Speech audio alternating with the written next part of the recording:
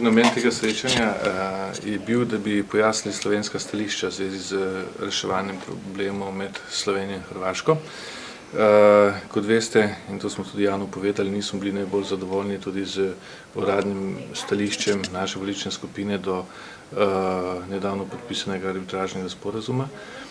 Zato smo hoteli pojasniti, da se tudi sliši in tudi razume glas desnosredinskih strank v Sloveniji, ki nasprotuje temu sporazumu in politični skupini tudi povedati, zakaj tako.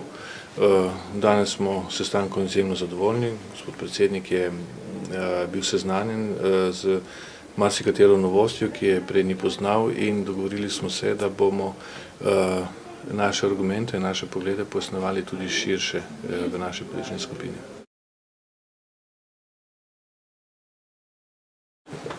Gospod Dol je obljubil, da bo organiziral ustrezne sestanke znotraj politične skupine in tudi stranke, kjer bomo odprli ta dialog in pojasnili naše stališče, naše poglede.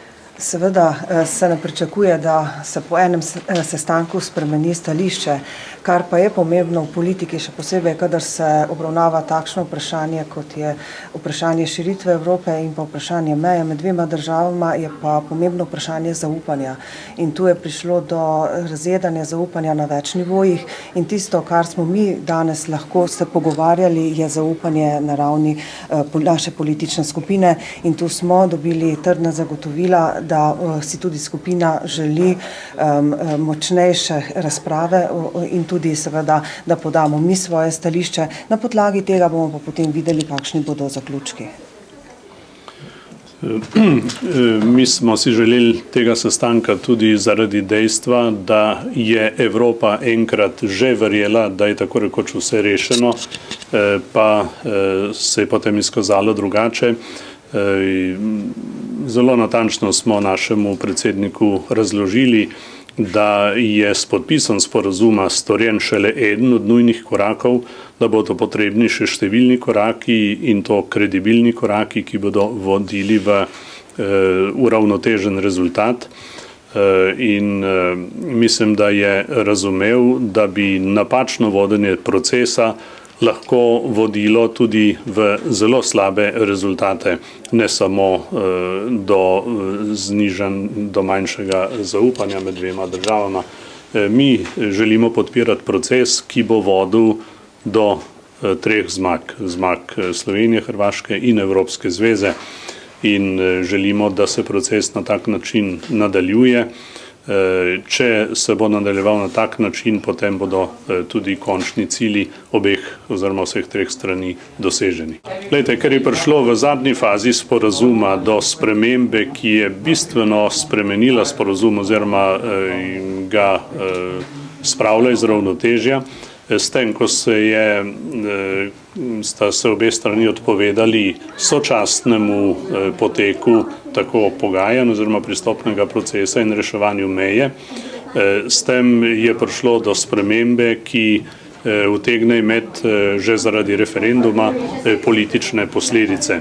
Tak sporazum ni utrdil zaupanja med obema državama in pušča končen rezultat tako rekoč nejasen. Mi si želimo takega procesa, v katerem bo tudi končno pričakovanje jasno. Če bi nas koalicija povabila na konzultacije, takrat, ko je bil za to čas, bi lahko slišala tudi naše poglede in naše predloge.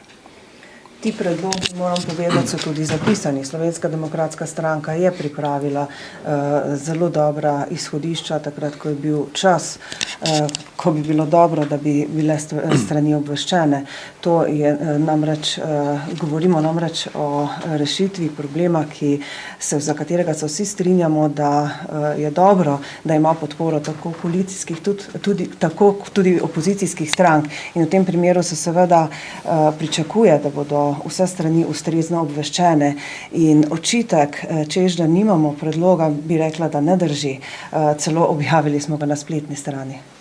Pogajanja so bila dokaj netransparentna Ves čas, to je naš glavni očitek, če bi vladna koalicija povabila opozicijo zraven, bi seveda zadeva veliko bolje stekla. Jaz mislim, da je šlo tukaj za vprašanje prestiža, ki bo se klavno končala.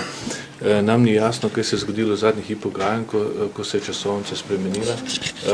To bo moral slovenski predsednik vlade pojasniti slovenske javnosti, kaj ravno, zdi se mi zadnjo uro, dve, smo izgubili veliko.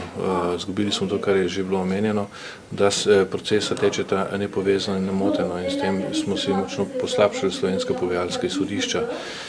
Jaz tudi mislim, da bo zadeva zaradi tega peljala v samo blokado in da veliko stvari, vse odprte vprašanje ostajajo tudi za naprej.